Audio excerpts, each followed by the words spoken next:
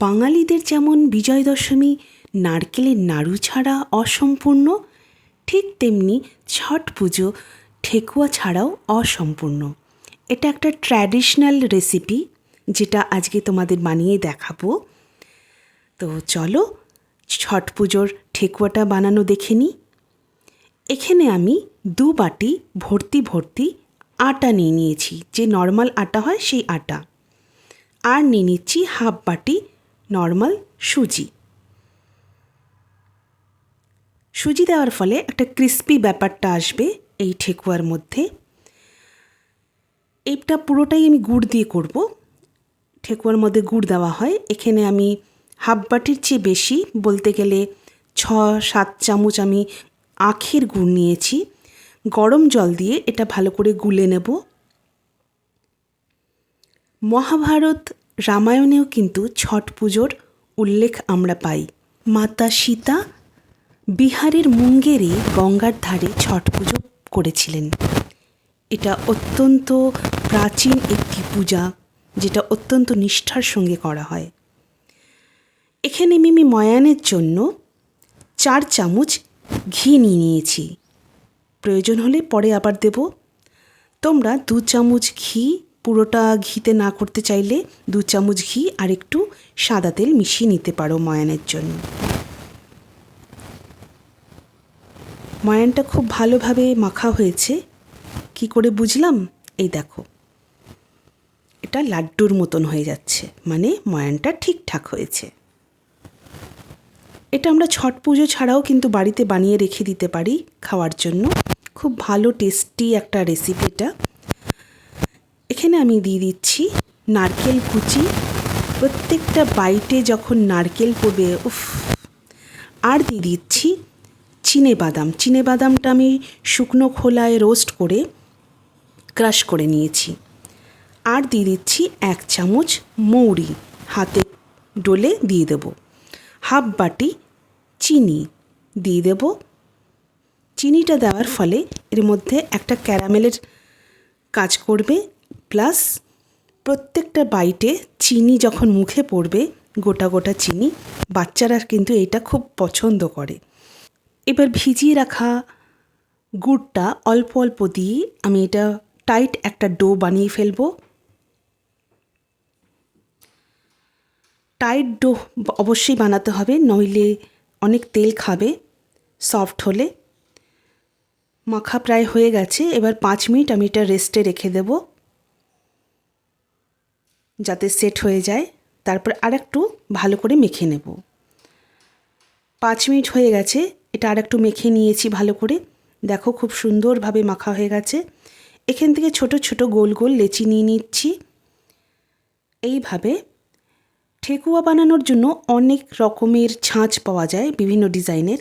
তো আমার কাছে ছাঁচ নেই, আমি সিম্পল ওয়েতে তোমাদেরকে আমি একটা পাতার ডিজাইন করে দেখাচ্ছি, যেটা আমার খুব পছন্দের একটা ডিজাইন। এইভাবে আমি প্রত্যেকটা ডিজাইন করব। দেখো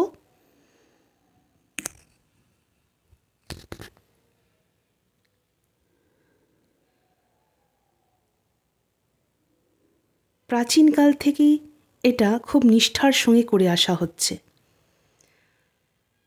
ছটি মাইয়া মানে মা ষষ্ঠী, যিনি ব্রহ্মার মানুষ কন্যা ও সূর্যদেবের ভগিনী। এইভাবে আমি ছুঁচ দিয়ে ডিজাইন করে নেব। তোমরা চাইলে যে কোনো এরকম সরু জিনিস দিয়ে ডিজাইনটা করতে পারো। এটা আমি নতুন ছুঁচ নিয়েছি। এইভাবে পাতার শিরাগুলো আমি এর মধ্যে ড্র করে দেব।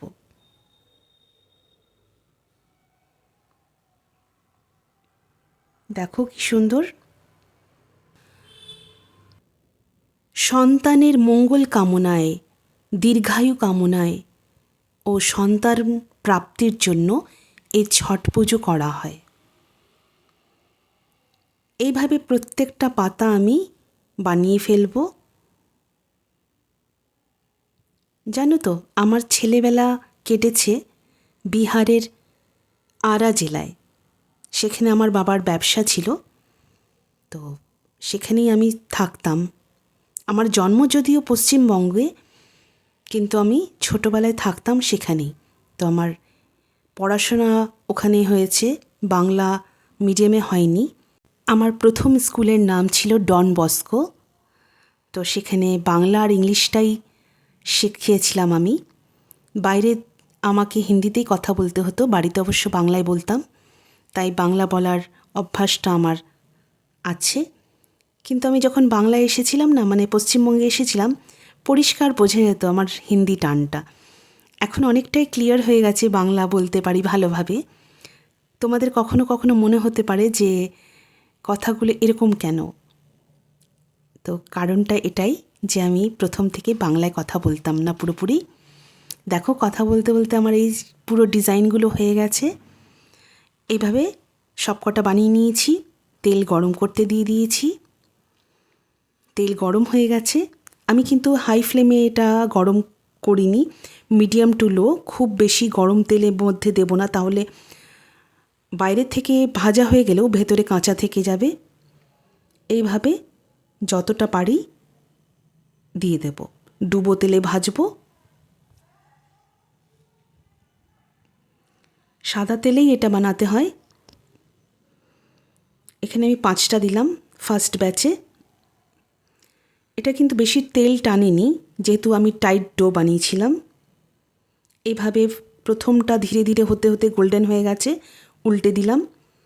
চিনি দেওয়ার ফলে ক্যারামেলের জন্য কালারটা চলে এসছে এইভাবে। 2 পিঠই ভাজা হয়ে গেছে, দেখো।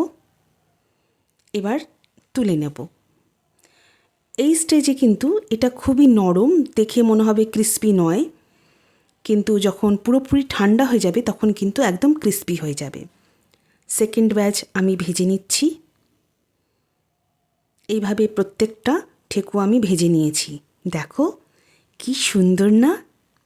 আজকে তোমাদের সঙ্গে অনেক গল্প করলাম। আজকের ভিডিওটা কেমন লাগলো? 2 ঘন্টা হয়ে গেছে, এখনও যদিও পুরোপুরি ঠান্ডা হয়নি, আরও 2 ঘন্টা লাগবে এটা ঠান্ডা হতে। তো আমি একটা ভেঙে তোমাদের দেখাবো। আজকের ভিডিওটা তোমাদের কেমন লাগলো অবশ্যই জানিও। তোমরা কিন্তু এটা ছট পুজো ছাড়াও বানিয়ে বাড়িতে রেখে দিতে পারো। আবার দেখা হবে অন্য কোনো ভিডিওতে।